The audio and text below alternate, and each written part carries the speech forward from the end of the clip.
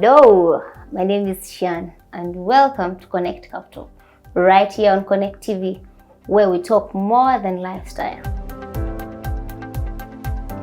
Don't forget you can catch Connect TV on YouTube. Just search for Connect TV Uganda, subscribe and hit the notification button so that you don't miss out on any of our awesome videos. So please follow us on our social media platforms, Facebook and Twitter at Connect TV Uganda, Instagram and TikTok at Connect TV UG, or send a message on WhatsApp number 0782 180 185. Connect Capital is a show where we talk to our guests right here on topics of their life experiences, mental health, and so many other topics that are inspiring, empowering, and at the end, we hope you, our viewers, learn something from their experience so you can move towards a journey of success or learn how to deal with your trials in life. So, ladies and gentlemen, today our guest is none other than the multi-talented MC Ollo. This guy is a media personality, a TV host, an MC, an artist, a CEO. The list is endless. We shall be right back after a short commercial break.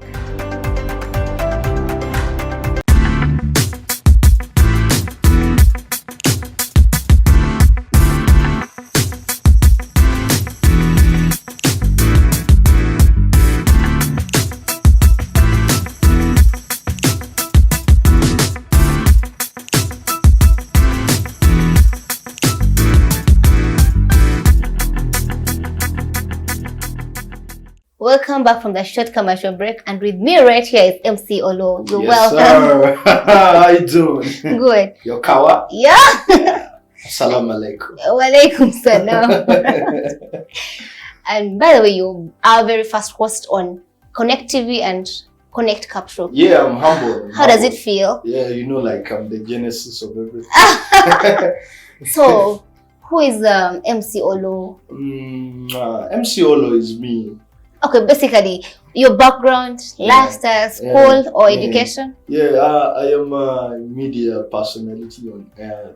Personality, I'm a compere for television. I'm also an MC for events, teens, youth, and any kind of event. I am a fashion entrepreneur. I am an actor. I'm a rapper. I have songs. Aww. Yeah, big songs, by the way. Might sound I've not had them. As I was saying it. Yeah, I know. It's for a certain few. Okay. We sing for the sitting room. Yeah, so that is basically me. I'm a brand influencer for some companies, an ambassador for some youth brands. Yeah, so that is me basically, yeah. Unless there's something else you want to know more, I've not mentioned. Okay, talking about childhood. Who were you as a child? What made you happy, sad? My childhood was ghetto. My childhood was street. We come from deep down. There are certain things I cannot imagine right now how it used to be. I can only imagine a certain group that is still in that capacity and the kind of life they're living now. Yeah. My childhood was fun at the same time. Sad. Growing up in a humble background. Like the entire background, not just me, like the entire family from great to poor. I want to change it. I know. But for everyone is poor. Wallahi. They're not poor, they're broke. Yeah, the same thing. Broke is a polite one. And broke you can be having you have to say how it is with the poor. Okay. Yeah. So what made me happy in my childhood? I was always happy when I was at school, by the way. I used to like studying. Anytime I got a chance to go to school, I was happy. But the sad moments was the everyday life. Every day was a sad day for me when I was young. Some things I don't like talking about, But just know every day was a sad day for me when I was a kid. The struggles we were going through, just to mention my mother is HIV positive. So that time there was no ARVs for people living with HIV, so you could see the suffering. My mom, could reach the death point. You see someone on the death point, on the sick bed, with almost nothing to eat, and those kind of things. Those are sad things. But my life was a sad life, every day when I was growing. But we live a positive life. We need to be positive at every moment. I know. Yeah. So we keep it positive. So, knowing your background and your ghetto life, how did you become a TV person? Yeah, the first thing is, I've been a visionary man. I've known what I want to be ever since I was a kid. I envisioned. I realized everyone is poor in the home, and I said I have to change this. And the only way I could change that was through understanding my own self. I realized I was a good talker, something I inherited from my mother. I realized I can speak. Public speaking was my daily lifestyle. People enjoyed me on the assemblies, my fellow students. I realized this is something I must do. Then I asked myself, if this is what I must do, how are other people benefiting from, this kind of thing? I had to look for ways of finding how to, penetrate and also earn from that skill. Understand? As a growing man, once I saw TV, we didn't have TV, by the way. The only place we were watching TV was at the chairman's place, where we're watching those TV series, Second Chance. We're watching Shiri, those kind of series. I used to watch them because how the ghetto is. Everyone is talking about it. You understand? You have to catch it as well. So during those, but in those moments, you find yourself seeing a TV presenter somewhere in a short break when the advertising that shows. So they used to advertise those shows of those record TV shows. That show was called Katogo. There was a show called Swinging Beats. There were so many shows that I used to watch at that time. Yeah. So what happened was I learned the internet when I was young. Our daily lifestyle was this. We go sell scrap. You get about 3,000. Use about 1,000 in the internet cafe, to search. I learned how I got my email in 2011. I logged in onto Facebook. I registered for Facebook in 2011. No, actually it was 11. If you check my Twitter account, it was open in 2011. You understand? So in 2011, I was in senior one. That is how I learned the internet. But before I even reached my senior one, I was already in the internet cafe because I opened my email in 2009. Actually, not 2011. 2009 is when I opened my email. I was in maybe senior P6. It's because I wanted to learn. I was seeing what was happening on TV. Then I did not have the chance, but I realized the internet might give me. Whenever I saw a word internet cafe, after making some money, I went into the internet cafe, to research and, find more stuff on what is making these guys hot, TV. So one day, I was in P7, the school I was studying in, St. Joseph's Primary, was a school where, school fees were subsidized for every parent that was living with HIV, either subsidized or full scholarship. So most of us were studying on subsidized fee or full scholarship. Understand? So what happened is we were supposed to talk about HIV and AIDS, how we see HIV and AIDS. So we're taken on NTV. That day, I was interviewed and I realized this microphone is meant for me. I said, how am I going to get this microphone towards me more? Understand? So from P7, I realized I can be on TV. Understand? With all this background I'm giving her, I learned that, you can be on TV, people can speak through the internet and all those. And how I started following the likes of Bow Wow when he was doing a show called 106 and Park. That was like the biggest international teen show. 106 and Park was on BET.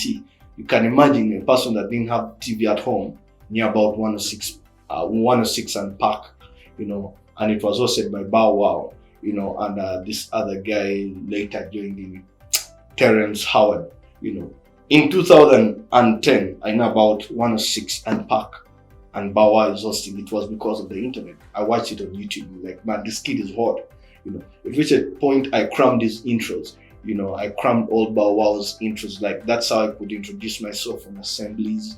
You know, when I went to senior one, I was like the hottest English speaker in my class. You know, like everyone wanted to hear me speak. You understand? Because I could cram what people are saying in either a movie or a TV show, or, you know, on 106 and Park. You understand? So that now how I get on TV. So because I can speak, because now the school understands this boy is a good public speaker. One day, you know, we're supposed to represent the school at the show I'm hosting now. It was 2002. At 2012, sorry, I was in my senior 2. So in 2012, a gentleman called Humphrey comes to our school. I think that just introduced a show called the Mix Up Show. Yeah, on NBS. The Mix Up Show was a Sunday teen entertainment show on NBS. So they came, you know, to record the school projects and what we're doing, you know. So on that day, he made me present. See how I go to a school and I'm tired. I say, let the kids, you know, present, you know, do the show from the school. So it was the same thing. When I grab this mic, I speak. I'm like, yo, man, this is like my thing, man. It's like I'm the one hosting.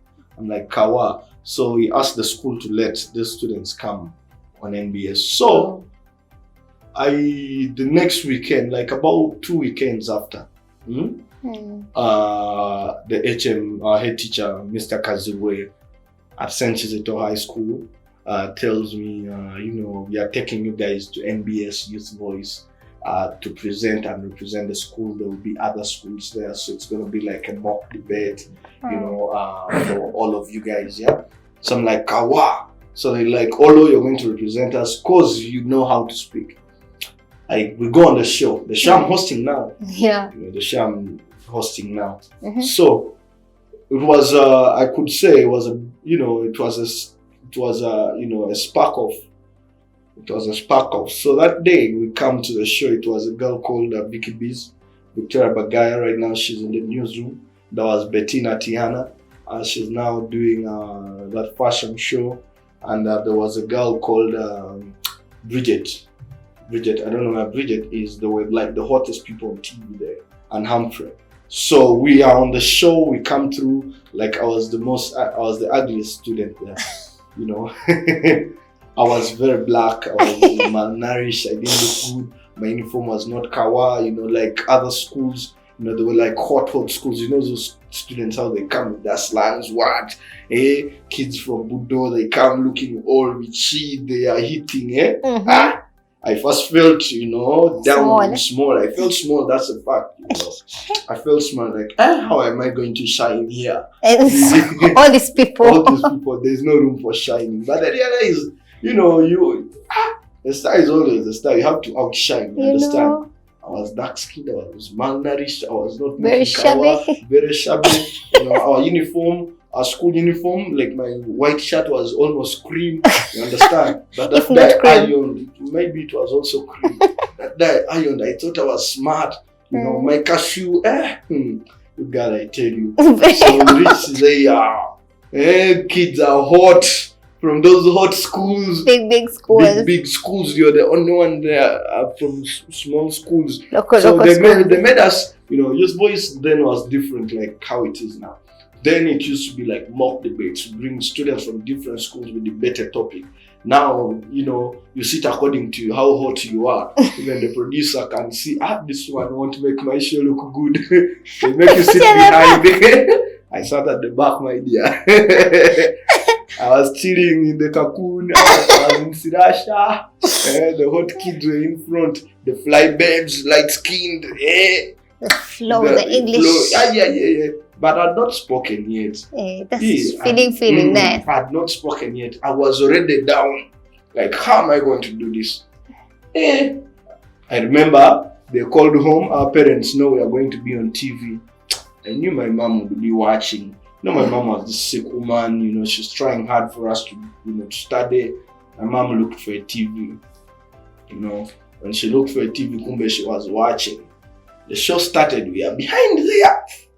Everyone is introducing themselves. AKA so and so. It's so hot. I had no AKA, you girl. I had to look for AKA there in my head. This one, AKA Flyberry, AKA what? AKA what? Those Instagram silly names. And sexy name. And they're mentioning their Instagram handles. I'm like, hey, people are also in Instagram here. I'm only on Facebook. I'm only on Facebook. I have 100 friends on Facebook because, you know, and they're not mentioning Facebook. I'm like, oh, Facebook is for us, the local ones. You know, at so and so, at Hot Chic, from Budo, from what, from Hannah. Like now, it was almost me. I knew my thing, by the way. First, forget the looks. First, forget the looks. How I was looking like a, you know, a village champion. You know, very black. They had to bring lights closer to me. You know, you got even me when it reached me to introduce myself. You know, there was a screen that could monitor. I saw myself. I didn't like it. You're so disappointed in yourself. I didn't like how I was looking. I was like, this is how I am. So, but I had to rock still. So I realized everyone has said their things. Me, I like attention. I like attention. I realized I'm black. And those kids were already making fun of my dark skin, Those children of those schools. They are making fun. So I said, I will not get mad. Let me use it as what? Opportunity. So now I introduced myself as a black boy, you understand? So for them now, they had to sit in the what? In the, they call them what? Or kuvuma, or in the hot bichi. Umuntu nga akuvuma babita batya mu tuzungu manyi ntanso kwera biro tuzungu dia. Akuvuma azin. Akujerega. They had to sit in their own iron. Yeah, in that sarcasm, they had to sit in it. Kati it reached me. I said, what intro should I use? I remembered Bow Wow's intros. I picked one of Bow Wow's intros. I introduced myself. You know, when I introduced myself, I talked about how black I am, how a northerner I am. So they found it very nice of them to laugh. I know. I got their attention. You know. Understand? Just like that. You know. And then the producer found it very necessary to have such an ugly character on the show. You understand? So they wanted to use it as the unique character. Ugly. You know, you need ugly, that unique character. Not even unique. You need that ugly character. You see, in every movie, there has to be the ugly person. Capture the attention. There is attention you need also. You are a talking point. Not everyone should be beautiful. So now they had to use that. Me, I was the ugly part in that movie. Ugly black man. So the whole school was watching, by the way, and they did not like how I was looking also. So that was that day, I realized this is my place. You know, on that same show, in that same studio. I told myself, this is my place. I must work hard to come back here. And that's how my journey begins. The distress, the struggle, the hustle to become what I am today started now, that day. Forget the hard and the ugly background. You know, the ugly and the hard background before was like the part 1. Now this is the part 2 of the ugly bit starts. You know, on how to prove yourself, on how to show the world that you can do it. It's not an easy thing. I went through a lot to prove that I can handle that show. I went through a lot to prove that I can do it. Now, I have not changed color. I'm still the dark skinned guy.